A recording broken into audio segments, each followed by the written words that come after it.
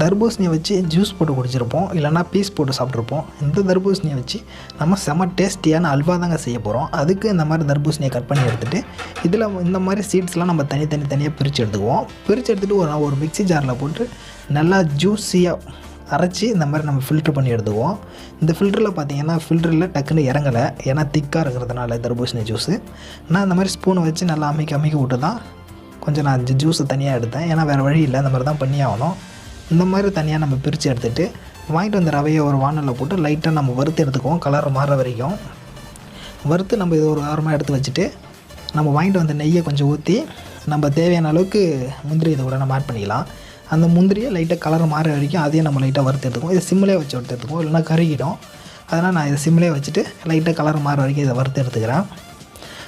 வறுத்து எடுத்ததுக்கப்புறம் இந்த முந்திரியை தனியாக எடுத்து வச்சுட்டு அதில் இருக்கிற நெய் அப்படியே இருக்கட்டும். நம்ம வறுத்து வச்சுருந்த ரவையை இது கூட நம்ம ஆட் பண்ணி நல்லா இதையே நல்லா மிக்ஸ் பண்ணி, ஏன்னா டேஸ்டியாக இருக்கும், அதனால் இந்த நாள் தான் நெய் இருக்கட்டும்னு சொன்னேன்.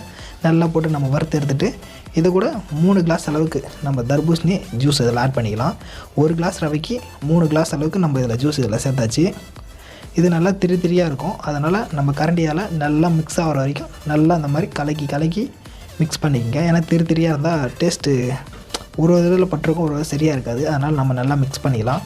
இது கூட நான் 1 கிளாஸ் ரவைக்கு 1 கிளாஸ் சர்க்கரை இதை கூட ஆட் பண்ணியிருக்கேன். இதே நல்லா போட்டு இந்த மாதிரி ஃபுல்லாக கொட்டி விட்டு இதே நல்லா நம்ம சேர்த்து நல்லா கலக்கி எடுத்துக்கலாம்.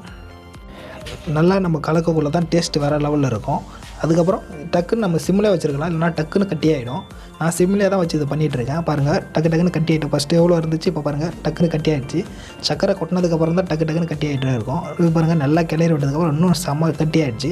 இது கூட நம்ம வறுத்து வச்சுருந்தா முந்திரி இது கூட ஆட் பண்ணிக்கலாம். எதையும் சேர்த்து நல்லா போட்டு மிக்ஸ் பண்ணி நல்லா கிளறி எடுத்து பாருங்கள், செம்ம கலர்ஃபுல்லுங்க, வேறு லெவலில் இருக்குது. சரி, நம்ம இதை எடுத்து ஒரு பாத்திரத்தில் போட்டுடலாம் அப்படின்னு சொல்லிட்டு ஒரு தட்டு எடுத்துகிட்டு அதில் எண்ணெயை தடவி விட்டுட்டு இந்த அல்வாவெல்லாம் போட்டு நம்ம ஒரு ரவுண்ட் ஷேப்புக்கு கொண்டு வரலாம் அப்படின்னு சொல்லிட்டு போட்டு ஃபுல்லாக நம்ம கேக் மாதிரி இதை நம்ம கட் பண்ணி எடுத்துக்கலாம். பாருங்கள், ஃபுல்லாக இதை போட்டுட்டு இது மேலே நம்ம லைட்டாக எண்ணெயை ஊற்றிட்டு ஒரு ஃபுல்லாக தடவி விட்டிங்கன்னா ரவுண்ட் ஷேப் அழகாக இருக்கும். சரி, நம்ம சாப்பிட்டு பார்த்தலாம் அப்படின்னு சொல்லிட்டு கொஞ்சம் தட்டில் எடுத்து வச்சு சாப்பிட்டு பார்த்தேங்க. உண்மையாகவே சொல்கிறேன், செம்ம டேஸ்ட்டாக இருந்துச்சு. தர்பூசணி சாப்பிட்ற ஃபீல் இந்த அல்வாவில் தெரிஞ்சது. செம்ம டேஸ்ட்டுங்க, உண்மையாகவே வேறு லெவல் இருந்துச்சு. இதை நீங்களும் ட்ரை பண்ணி பாருங்கள்.